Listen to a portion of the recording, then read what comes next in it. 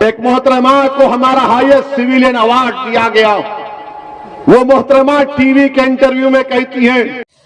खैर मकदम में आपका MIM भारत में दोस्तों, बैरिस्टर असदुद्दीन ओवैसी साहब कह रहे थे कोई और दूसरी नहीं बल्कि कंगना रनौत के बारे में, जिनको अभी अभी सिविलियन अवार्ड दिया गया है, पद्मश्री से नवाजा गया है। उन्होंने कहा था कि 1947 में आज़ादी भीख में मिली थी, कोई संग्राम या कोई लड़ाई नहीं हुई थी और असल आज़ादी तो 2014 के बाद मिली है। इसी पर रिएक्शन देते हुए बैरिस्टर असदुद्दीन ओवैसी ने उनको फटकारा और मोदी योगी को भी निशाने पर लिया। उन्होंने कहा कि पुलिस अब तक अगर कोई दूसरा होता तो उस पर UAPA लग गया होता, वो जेल और हवालात में बंद होते, लेकिन कंगना रनौत रानी हैं इसलिए वो शायद जेल में नहीं है, नहीं उन पर कोई UAPA की धारा लगाई गई है। आप भी सुने असदुद्दीन ओवैसी को।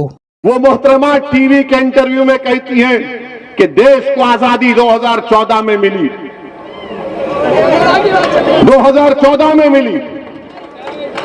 नहीं थालियां मारने के लिए नहीं, सोचने बता रहा हूं। देखो आप, अगर वो बात मुसलमान कहता तो अब तक उस पर UAPA लग जाता।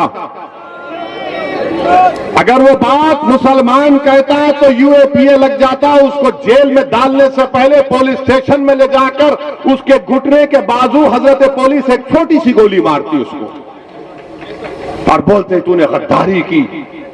मगर वो रानी है, आप महाराजा हैं, कोई कुछ नहीं करता। वो क्वीन है और आप कोई किंग है, आप कुछ नहीं करते। क्यों नहीं करते? अगर हमारे मुंह से अगर गलती से भी निकल जाता, किसी ने इंडिया पाकिस्तान के मैच में कुछ लिख दिया गलती से, तो बाबा ने कहा गद्दारी का इल्जाम लगा के जेल में भिजा दिया जाएगा। बोलो बाबा। मैं उत्तर प्रदेश के मुख्यमंत्री से पूछ रहा हूं, मैं देश के प्रधानमंत्री नरेंद्र मोदी से पूछ रहा हूं, क्या देश 47 में आजाद हुआ या 2014 में आजाद हुआ? बताओ।